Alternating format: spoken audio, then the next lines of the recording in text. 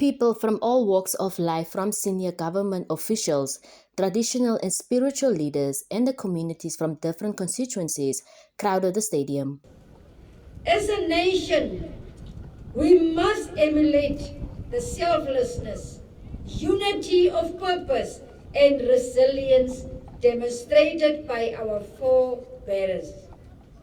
Their legacy should inspire us to serve the best interest of all Namibians in every corner of our country, including the Kharas region. Governor Gertze praised the spirit of unity among Namibians and commended the Kharas region for the successful turnout. We are gathered here today as a diverse people, diverse in language, culture and tradition, yet united in purpose.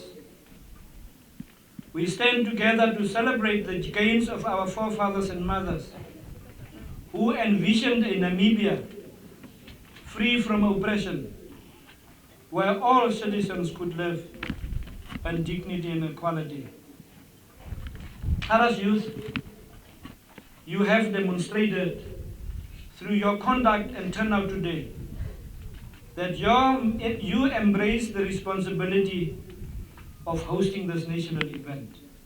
Education, Innovation, Youth, Sports, Art and Culture Minister reminded Namibians that independence was earned through courage and sacrifice.